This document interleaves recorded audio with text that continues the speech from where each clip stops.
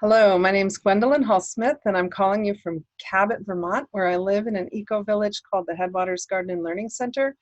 I'm the Executive Director of Global Community Initiatives, which is a nonprofit tax-exempt organization doing projects all over the world, and the founder of Vermonters for a New Economy, where we advocate for economic reform on the state level here in Vermont. I'm going to share my screen with you and turn off my video. So here we go.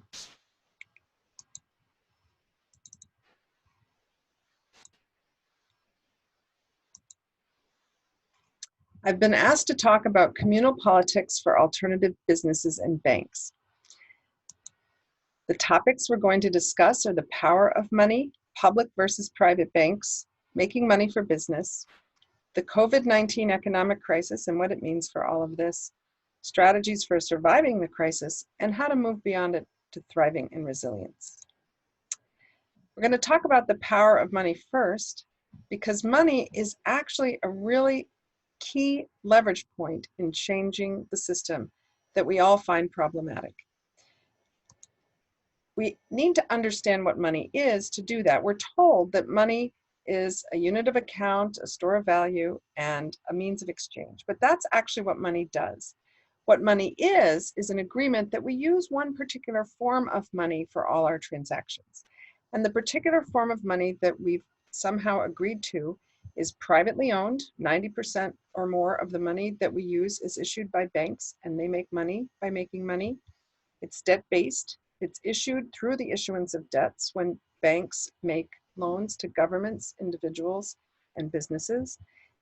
That debt, when it's issued, has positive interest attached. So that means that all of the interest and all of the debt don't actually add up.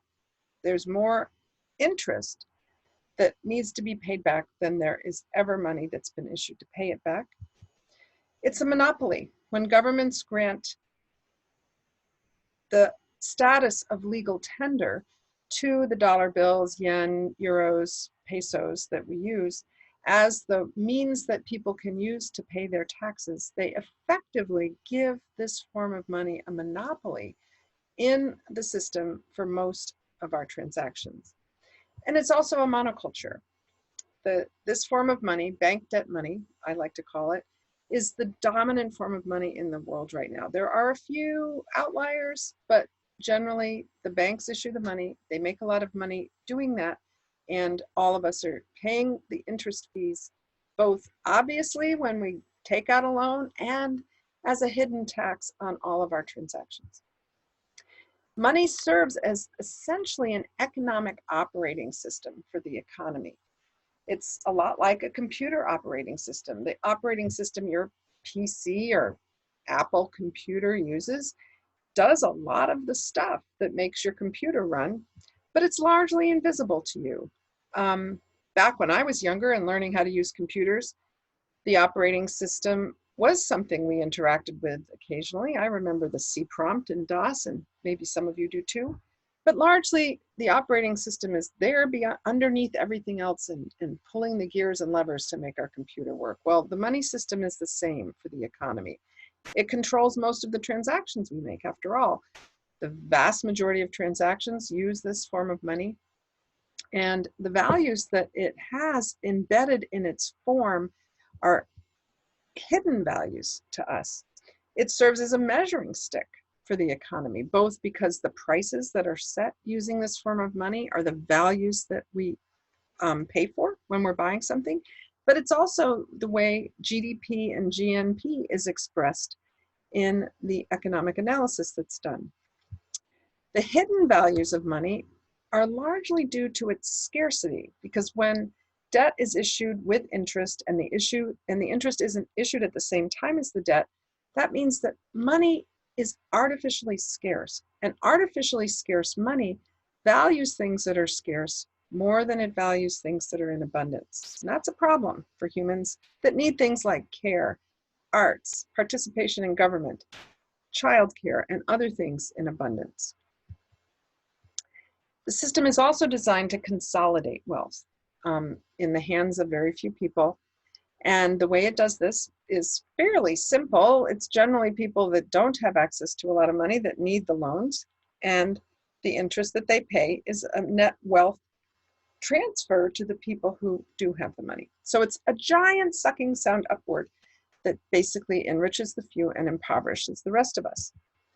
The economic power that we confer to those people through that invisible consolidation function means that they have a lot of political power as well. That makes the money system hard to change, and it gives them the right to change all the rules so that they continue to work in their favor and not in our best interest. Now, the banks and shareholders have this power and the rest of us don't. So when we're looking at how to change the system, one of the first places to look is how to change the banks. Here's a chart that was done that shows the breakdown of income in the United States. It's a little bit old, so the chart, the values will be slightly different now, but the distribution is the same. You can see over here, the blue squares are the bottom 90% of people in the US, which their average income is $29,000. The top 10% of the people in the US have an average income of $161,000. The top 1% has an average income of $1 million. But if you break that top 1% down and look in that 1%, you can see that the top 10% of that category, or the top 0.01%, makes an average of $2 million, and the top 0.1% makes an average income of $23 million. Now, these are many orders of magnitude difference between the lowest paid and the highest paid people in our system. It's unjust, it's wrong, and it's driving impoverishment and environmental destruction on a global scale. So let's look at the banks for a minute and think about public banks and private banks. Private banks are the dominant form of banking in the world, although there are a number of public banks around that help us understand how the differences work and what public banks' benefits are. But first, what is a public bank? Public bank fundamentally is a bank that's owned by the public. That means some level of government owns it, or as in the case in Germany, it's owned generally by the community that it serves. The profits benefit the public. So when a public bank makes loans and people pay interest on those loans, that interest flows to the public coffers. In North Dakota, the payments of interest to the general fund of the state have totaled over $500 million in the last 10 years. The policies of the bank are set by elected leadership, not by private shareholders or private companies. They generally have professional bankers to implement the policies, so it's not as if the politicians are taking in the loan applications and giving it only to their cronies. The risks are the responsibility of the citizens and elected officials. So if a public bank fails, it's a public failure, not a private failure. But you have to look at the bank failures that we've had over the last 10 to 20 years, and those big private banks, when they fail, have been getting bailouts from the public. So this distinction isn't as important as they like to make it sound. Now, the benefits of public banking include they have a fairly rapid response to natural disasters like COVID-19. This was proven in the United States back many years ago when the Red River Valley flooded, and the businesses in Fargo, North Dakota, recovered much more quickly than the businesses over the border where they didn't have a public bank, because the state of North Dakota has a public bank. They're a source of credit and revenue for public projects. Public entities can borrow from their bank, and the revenue that they make from lending generally comes in as a source of revenue to the general fund. They can decide to make lower interest loans to individuals, students, businesses, and organizations. In North Dakota, for example, the students there can take out student loans for 1% interest, which doesn't happen anywhere else in the country. They could also pay higher interest rates on public deposits. When we did something similar to a public bank here in Vermont called the 10% for Vermont program, the lending that was done by the state treasurer's office into the Vermont economy made several times more interest than their normal deposits on deposit with the big Wall Street banks. There's also more democratic control of the investment of local tax dollars, because when all the taxes are collected and put into a bank, and it's a public bank, the democratic control of that bank can have more to say over how those tax dollars are used. Now, what are the mission of private banks compared to the mission of public banks? Private banks' mission includes making a return on investment for shareholders. Normal, happens all the time. It's a business just like most other businesses. Their job is to maximize profit and minimize risk and responsibility.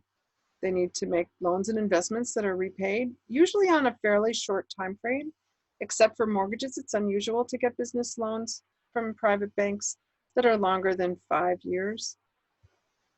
They also manage liquidity, interest rates, and defaults, so they have to have loan loss reserves and other things to protect them from when people don't pay the money back.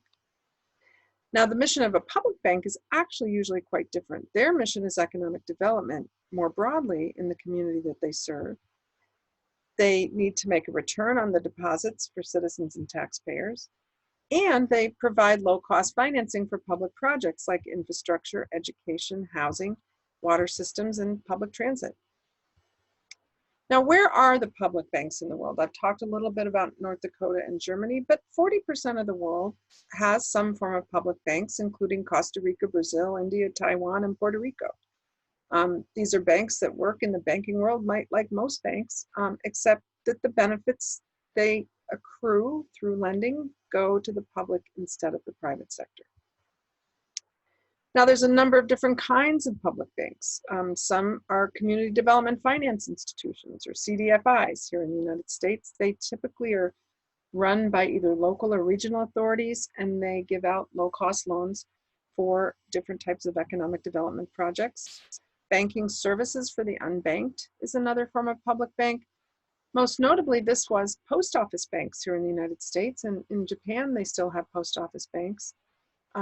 That would be a great thing to bring back. It would help strengthen our post offices and provide an important public banking service. They can be an economic development partnership bank, like one of the public banks in Germany works that way, as a lender of last resort or a companion lender for the private banks to make riskier loans for businesses that need help. Student loan facilitator. Here in Vermont, we have the Vermont Student Assistance Corporation that is essentially a public bank for student lending. Public banks can do internal infrastructure lending, like the State Infrastructure Bank here in Vermont and other places.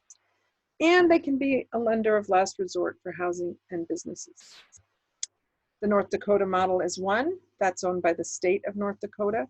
But there's a number of possibilities, including local banks, regional banks, and small community banks. In Germany, the Sparkasse banks are found in every town, no matter how small, and they run as independent banks, even though they are networked into a larger network for purposes of marketing and branding and accounting, things like that.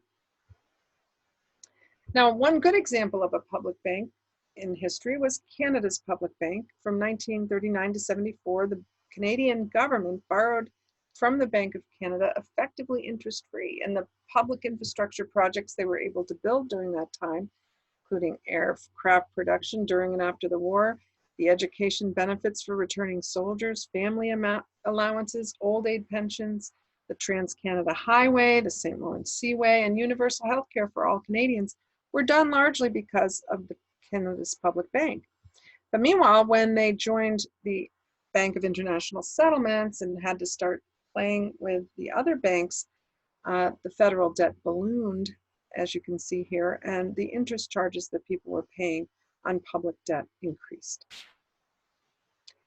Public banks are good for business. This chart shows the lending by community banks in North Dakota and some of the neighboring states, and the important thing to notice in that chart is the uptick in lending that North Dakota made after the crash in 2008. Public banks are capable of countercyclical lending, whereas when economic crashes occur normally, the private banks pull back a lot of their credit lines and other things and exacerbate the situation rather than helping it. So business lending has been in decline nationally and regionally, but North Dakota has kept it going and helped their economy recover much more quickly from the recession. Now, businesses need money. businesses often have credit lines to close the gap between the time they have to buy the materials and the time the person pays them for their final products. And so finding ways that businesses can use a different type of money or other forms of money is an important exercise if you're looking to make your economy more resilient and sustainable. So one important and historic system for doing this is known as the Wehrbank in Switzerland. It's a commercial barter system that was developed during the depths of the Depression in the last century, when businesses looked at each other and they said, hey, the reason I have to go to the bank that's just pulled my credit line is so that I can pay you for the materials before my consumers pay me. And the businesses got together and decided to start issuing each other debits and credits, just like money, only without actually using money. And this helped keep the Swiss economy afloat during a very difficult time. The banks tried to stop the Wehr from being set up, but they had been so thoroughly discredited in the crashes of the late 1920s, early 1930s that the people prevailed. Now, 75% of the small and medium-sized businesses in Switzerland are part of the Wehrbank, and studies have been done showing that the existence of the Wehrbank has a counter-cyclical effect, again, on the economy in Switzerland. It's not because of the watches and chocolates. It's actually because they have a dual monetary system there that works to help keep businesses in business when things get tough. Developing further on this was another commercial credit circuit, essentially a C3, that was developed by a Dutch group called the Social Trade Organization for Brazil. Uruguay was getting ready to implement the system. I'm not sure they ever did. But basically, it's the same, it just deals with the same problem businesses has between the time they buy the materials and the time they sell them to the consumers. Only in this case, the currency is insured invoices. So they get an insurance company to give the invoice that they issue for their products or for their supplies insured. And then these business bucks, these insured invoices, can circulate among businesses as currency, because they can either cash them in for dollars, euros, yen, or pesos, the conventional bank debt money, at the cost of paying the interest on the note to the point the invoice matures, or they can pass these invoices on without cost to pay their own suppliers. It really helps for the government to accept this type of thing for the payment of taxes. There is an article that I wrote about it a few years ago on my website, which is listed at the bottom here, https://hallsmith.org/writing. I'm actually running for office now in the United States, in Vermont, for the state legislature, so that's a campaign website. Feel free to make a contribution if you like.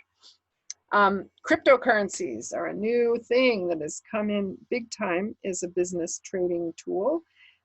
Cryptocurrencies aren't really a complementary currency yet, because all of them that I am aware of require initial purchases in a national bank debt money system, unless you're actually earning them and being paid with them, which is one way to earn cryptocurrency without paying dollars for it. But all of them can actually be cashed back in for dollars. So they really are more like a payment vehicle than they are like a new form of money. But nonetheless, there's a lot of people working on them to try and make them more public, more open, less tied to the national money system. And because blockchain technology tends to be a disruptive technology to banking by setting out a distributed ledger system, so all the people involved in that different cryptocurrency have all the transactions and ways to verify identities and things, blockchain could definitely lead us to a better monetary future. There's no question about that. Another currency that I've been working hard on getting people to understand and recognize would be a carbon currency, so that when individuals and businesses do things that improve their carbon footprint, they can earn the carbon currency once we finally put a ubiquitous price on carbon. And they could use that carbon currency to pay businesses who are also in the carbon sector. So let's say they start riding their bicycle to work instead of driving their car. They earn carbon currency for that. and they could use that to help pay the bike shop to do their annual tune-up every year. In addition, businesses could use carbon currency to purchase from each other, and they can redeem it through a couple of different mechanisms that already exist. One is retiring it by selling it to environmental groups that want to pull the carbon out of the trading system and retire it to lower greenhouse gas emissions, or by offset trading in the global carbon markets. Of course, if there was a carbon tax, the carbon tax could also be part of how the businesses redeem it for the cash that they need to do other things. Another really important business currency are loyalty currencies, which a lot of us have used in the form of frequent flyer miles. After all, you get frequent flyer miles and you can buy flights with them. Some places you can even buy groceries, I've seen. Now, if you had frequent buyer miles that were set up in local communities that gave you points for when you use local businesses instead of buying things from distant corporations, or combined punch card systems so that all the businesses in the community can benefit from consumer loyalty, this could be a really powerful local currency. And you do see a lot of sort of coupon-based currencies springing up all over the place to get people to buy in their local businesses. My colleague Bernard Lietaar, who was a monetary specialist and used to work for the central bank in Belgium, developed another form of currency, which would be like a basket of key internationally traded commodities and services, all of which do have storage costs that occasionally need to be paid. And so he designed this currency to be a demurrage currency, which means basically that if you hold on to it for any length of time, you're basically losing money on the thing. So the demurrage, or the negative interest, helps keep money in circulation. And this particular type of currency could be used by some of the larger international corporations as a international system that could, interestingly enough, serve as a mitigating effect on the growth imperative that's driven by the positive interest currency in the normal system. Again, there's more about this system in that article I mentioned, Making Money for Business. I've also written another book. This has always been available for free online, called Vermont Dollars, Vermont Cents, which gives people a wide variety of strategies to build the local economy, support local businesses, and meet critical human needs. It's basically a collection of interesting ways of financing a startup business, or working as a governmental entity to help build affordable housing, or other things that you can do to strengthen your local economy by using your dollars that are maybe now socked away in an investment somewhere that you don't even know what they're doing, and moving them back home and back to the businesses that you depend on for your everyday needs. Now, what the COVID economic crisis is going to bring us remains to be seen. But if you think about it, the last big crash happened in 2008 after the banks were giving out mortgages to people that weren't able to pay them back. Since COVID has hit, it's not just mortgages that aren't being paid back, it's business loans, it's government loans, it's rent, it's, the average daily consumption patterns of people. All of this has been disrupted. And so my opinion is that the economic crisis we're walking into the rest of this year and next year is much more serious than the last time. The world has changed with this pandemic, and the change is occurring rapidly in some cases and slow in others, but we all need to be attentive to how to deal with our local economy and our own personal economy if we're going to hope to sail through the storms that are ahead. If you look at it, the lockdown vocabulary that has sprung up in the last few months has already put some of our normal economic assumptions on their heads. The essential businesses that were allowed to stay open with essential workers working there are some of the lower paid people in our economic system. Again, getting back to this thing of scarcity and abundance, when food stores are abundant and the clerks that work there are also abundant, they are incredibly low paid, where somebody who has a good pitching arm for the Red Sox can make $1 million a year.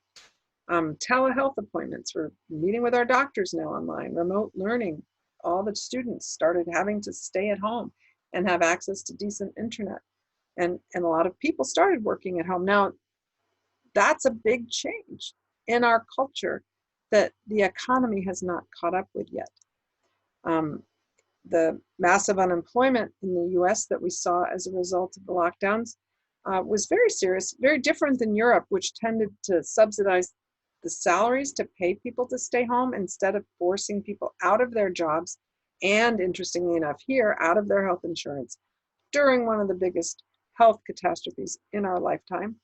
Businesses have closed, there's more bankruptcies being filed, huge fund losses for pension holders. Our local Blue Cross Blue Shield in Vermont saw a $40 million loss last week that they attributed to a mistake made by their pension fund management, but it will certainly have a big impact on their ability to continue to provide health care in Vermont. Later on, without people paying mortgages and paying rent, we're going to see more foreclosures and evictions. And here in Vermont, we've also seen massive money coming in to subsidize the continuation of utility services in the event that people don't pay their bills.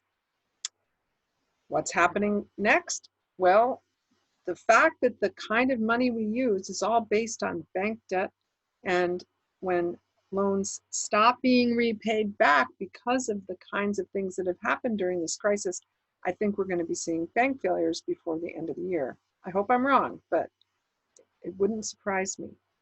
Now, when you compare 2008 crash to 2020, in 2008 in the US, it was driven by a subprime mortgage crisis. In Europe, it was really more like a subprime country crisis where Portugal, Italy, Greece, and Spain, at least, were forced into this horrible death spiral of debt that Yanis Varoufakis, one of the former finance ministers of Greece, has written extensively on. I recommend you pick up his book. How many people aren't paying their debts now? We've got mortgages, rent, student loans, business loans not being paid. I dare say there will be potential government loans that aren't being paid. And all of this will add up to a bank failure crisis again. A day of reckoning is coming. And it's good to prepare for that. Now, strategies for surviving this are numerous, I suppose. And I'm just going to talk about what I've been doing in my personal life to try and prepare for it and cope with the crisis. The first thing, of course, is community. You know, right now, in the United States especially, we have a very individualistic culture. And this individualistic culture is a problem moving forward. I think we really need to take advantage of our species' strength in community. Humans are essentially a communal species, and start doing things more in community. The picture here is my house. I'm sitting in the very front porch right now talking to you in an eco-village in Cabot, Vermont. We have a little eco-village that's designed to be permanently affordable, with permanent affordable housing being constructed. We have this big community garden that you can see in the foreground. So we're going to be putting up a greenhouse later this year so we can grow more food in the shoulder seasons. But I can tell you, having lived here for many years now, that community life is a big paradigm change, and it's one of the important paradigm changes that we need to make to move into the future in a more sustainable way. So where is your community? Building one in an urban setting is maybe more challenging than out here in the country, but you really do need to start thinking about who's your tribe, who's your community, who helps you get through the difficult times ahead. I think it's time to localize everything, and the critical economic flows that you need to study to make sure you have a sustainable local economy are food, water, energy, fiber, and fun. Fun being, you know, the kind of tourist and entertainment activities that make human life interesting and bearable. But if you're depending on distant Hollywood for all your movies, maybe look at ways that you can make plays in your local community and look at local things that you can do that people would pay for to keep entertained and keep basically happy. We need really an ecosystem of currencies that account for all the different needs that we have in community. We need to be have a carbon currency that can both trade and bring down global carbon emissions. We need wellness tokens and arts tokens and participation in government tokens. I'm running for office. I know that the challenge I have of raising the money to keep putting out the ads and the signs is a real challenge. But if there was a government participation currency that you could earn and spend at times like this, it would be great. I've written a lot about this in a book that is also available for free online on my website called Creating Wealth, Growing Local Economies with Local Currencies. You can get that again at www.hallsmith.org/writing. Now, beyond survival, there's the question of how we thrive and how we make our communities and our lives more resilient into the future. Sustainable and resilient systems meet human needs without eroding the capacity to produce more in the future and regenerate the kind of assets that we have that meet our needs. They also maintain their critical functions, structures, and identity and feedbacks while changing, even during shocks and disruptions like the COVID-19 crisis. There's a lot written about how to develop more resilient communities. I've done a lot of work on this. I'd be happy to talk to you offline on your particular community or what your particular challenges are. Goals that we need to set for sustainable and resilient communities include to maximize health and happiness instead of maximizing profit and the kind of bank debt money that we've been hoarding. We need to look at how we provide for individual and collective well-being. And when we're fostering sustainable communities, we need to look at building social cohesion, good governance, economic security, and efficient services and infrastructure, and of course, ecological integrity. I developed a methodology for cities to use if they're very interested in doing this. That methodology has been used by cities all over the world, and most notably in the city of Calgary, Alberta, with their Imagine Calgary project, in Newburgh, New York, with Planet Newburgh, in Montpelier, Vermont, with the Envision Montpelier project, and in Burlington, Vermont, with the Legacy project. So you can go and look up those plans and those processes if you're interested in doing more in your local community to help build a resilient future. Now that's the end of my prepared remarks. This is an example of a paper local currency from Ukiah, California, that I particularly like. I don't necessarily recommend issuing these paper notes because they tend to be hard to manage, and there's a lot of mutual credit systems like commercial barter systems and time banks that are fairly easy to operate without these notes, and I'd recommend you look into the community currency resources on my website for more information about that. Anyway, thanks very much. This will end the presentation, and I hope to talk to you when the class is given.